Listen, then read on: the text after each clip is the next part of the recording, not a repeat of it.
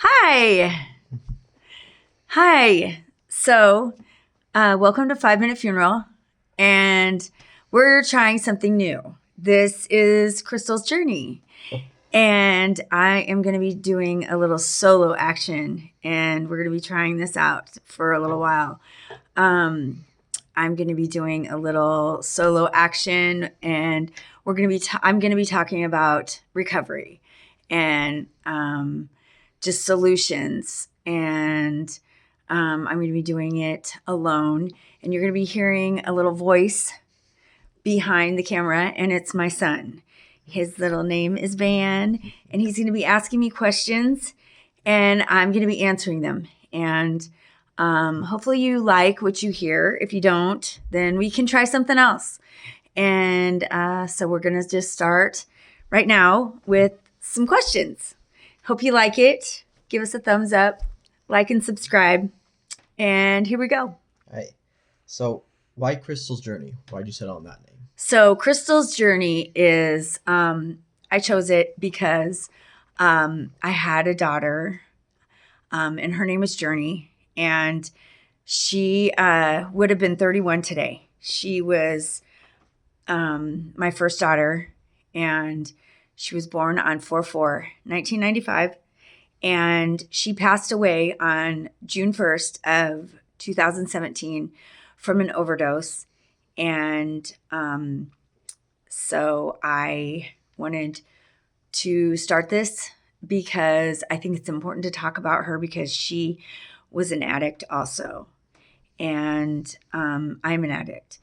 And we both suffer from a lot of addictive personality traits. And so I think that it's important to talk about that because unfortunately she didn't live a life of sobriety.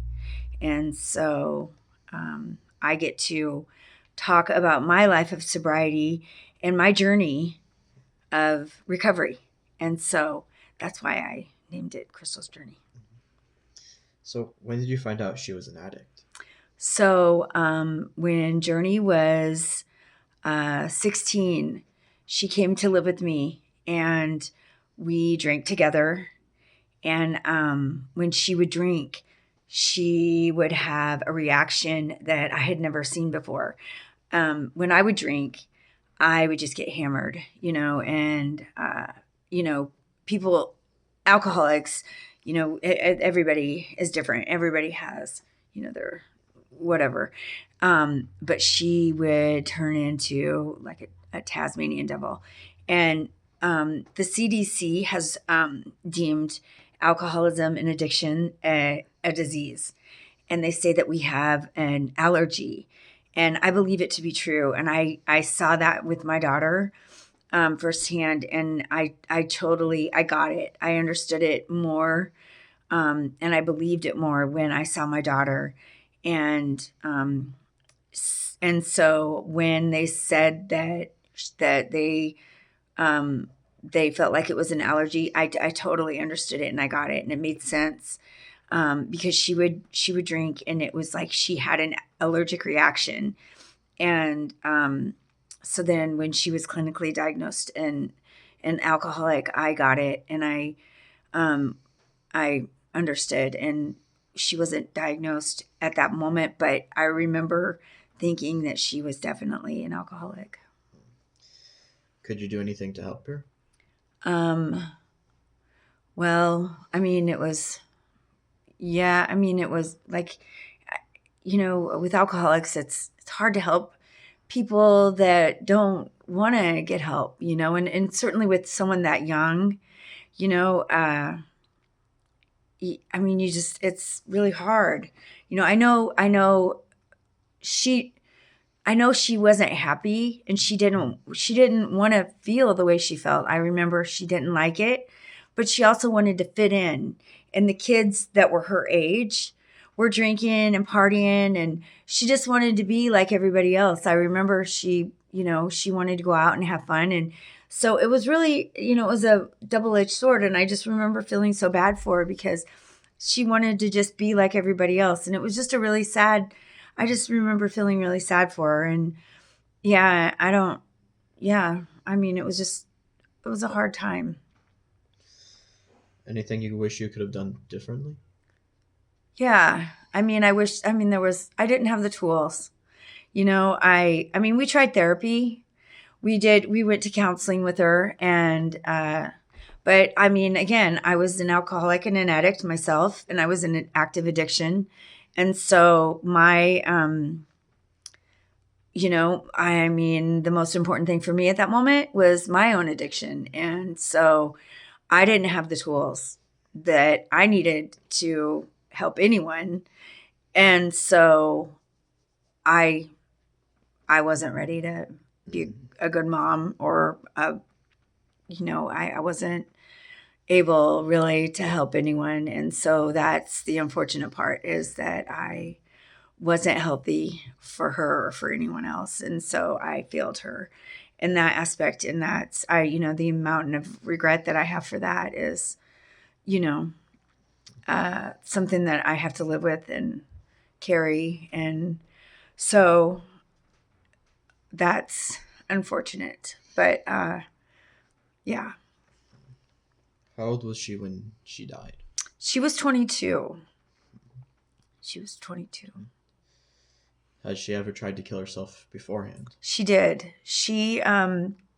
I didn't know until after she passed away, which was disturbing because I should have known. And that's another thing that I regret. I just was into my own addictions and my own self, and I wasn't communicating with her like I should have been as a mother. I was so wrapped up in my own bullshit that I wasn't available to her. And so she had tried to kill herself multiple times and failed. And so when she finally did, I got a hold of the psychiatrist that prescribed the medication that killed her. And because I got the autopsy report, and she had actually cut her wrist from her wrist to her elbow, both arms, and her carotid arteries in both legs. And I called the psychiatrist that prescribed the olanzapine that killed her and was freaking out. And I actually sued him. And he said, Mrs. Robinson, it wasn't a matter of if she was going to kill herself, it was when she was going to kill herself. And that jarred me because I had no idea that she was in that much distress, and I should have. I mean, if I would have been half the mother that I should have been, I should have known that. And I should have been available to her. And had I not been, with my head in a meth pipe, then I probably would have known that. What was the drug that killed her? Olanzapine and Pinot Grigio. She drank 2 bottles of Pinot Grigio and olanzapine and methamphetamine salt, and that's what killed her. Where'd she die? She was in West Hollywood, California, when she died. What was the day like when you found out? So I was working at a place called Outer Limits in Valley, and I was a cook there, a grill cook, and I loved that job. It was really fun. And I was working, and I couldn't have my phone, and so her dad and this lady that was Johanna, who was really close with her, they were trying to get a hold of me, and I didn't see my phone, and I had gotten off at like 2:30, and I saw that they had been trying to get a hold of me, and I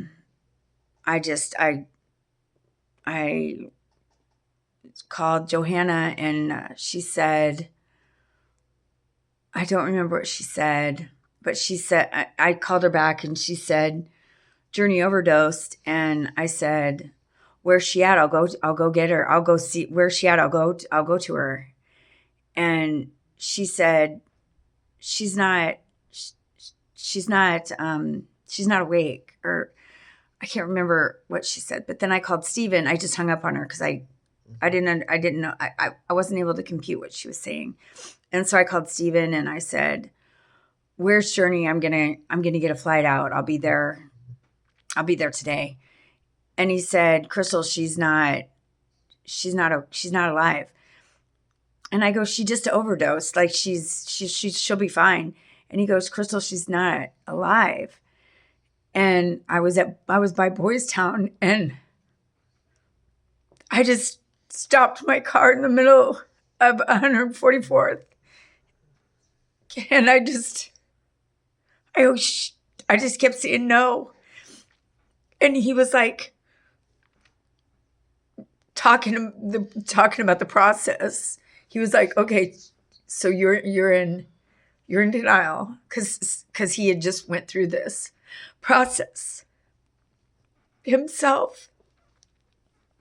So he was like, "Okay, you're in denial. You're in denial." And he goes, "It's okay." He goes, "Just," and I go, "She's okay, Steven. She's gonna push through." And he goes, and I just kept saying that, and then I don't even remember how I got home. But my good friend Lisa she lived in the same apartment complex that I did, and I just remember walking into her apartment, and I walked in, and she just looked at me, and I go, my daughter died." And she just looked at me, and her husband looked at me, and I don't remember anything else. And I woke up the next morning, and I was supposed to go to work, and I don't remember anything else. I don't remember anything else because I just did so many drugs that I just couldn't. I don't know. I just remembered I just did a lot of drugs because I just wanted to die at that point. And I couldn't handle it. And you were with your dad, and our case, we had a caseworker, and she came over, and she was like, she knew, and she came over, and she was like, "Just don't kill yourself." And she spent the night with me that night. She stayed the whole night with me. And she was like, I just don't want you to die." And everybody just kept like round the clock staying with me. Avery came and stayed with me. I think she moved in with me then. Avery did. And I don't remember a lot. I did more drugs in those 23 days than I think I've ever done in my whole life. And God would not let me die. I just wanted to die so bad. And he would not let me die. And I was so mad at him.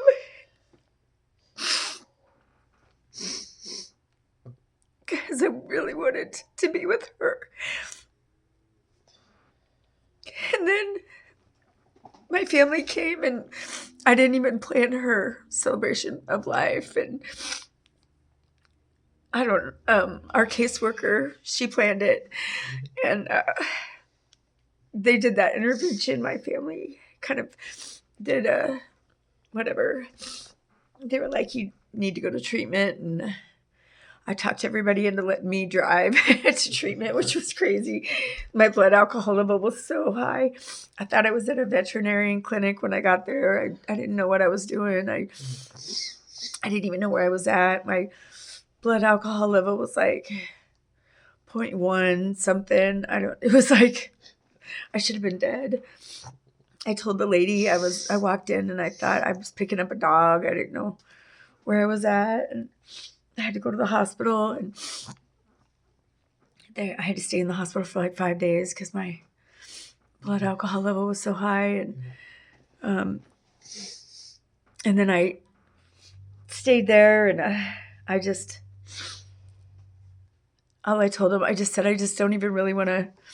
I don't want to be sober. I just want to learn how to just be okay, staying high. I don't want to be sober. I just want everybody to get off my back. And they were like, well, we can't. That's not what we do here. We get people sober. Yeah. And so anyways, I stayed and I got sober. And yeah, but I made a deal with God that I wouldn't kill myself. And that was that. And I don't know why God saved me. I don't know why he did, but he did. And here I am. I'm sorry it happened to you, Mom, and I'm sorry for everyone who was hurt, but Yeah. we can at least be happy that Jurney was in a better place now. Yeah, she is. And I just want everybody to know that, if bad things happen all the time. Bad things happen to good people. Bad things happen to bad people. Bad things happen all the time. And you can get through it. You can. God has a plan for you. God has a plan. And, every day I'm so grateful that I had those 22 years with Jurney. They were tough, but we had some of the best times. She gave me so much.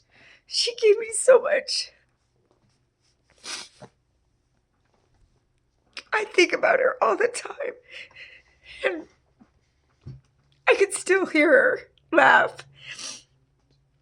I can still smell her. I can still feel her. And I love her more today than I've ever loved her.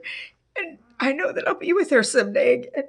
And I have my other kids that I adore. And I thank God that he didn't take me when I was trying to kill myself those days. And I cherish every minute of every day that I get to spend with my other kids. And I get to see my grandkids. And this life is beautiful. And I'm going to celebrate 2 years sobriety coming up that I never thought that I would ever, ever, ever have. And life is so good, you guys. Life is so good. So don't give up. Don't give up. Wait for the miracle, because it happens. I'm telling you, it happens. If you are suffering from any sort of trauma, if you feel suicidal, if you want to get sober, please get a hold of me in the link. If you have suicidal thoughts, if you need any sort of assistance or anything, if you are feeling any sort of trauma, call 911. Please, please, please reach out. Call 911 and get help. Help is available. God loves you. We love you. Take care. And like and subscribe. Like and subscribe.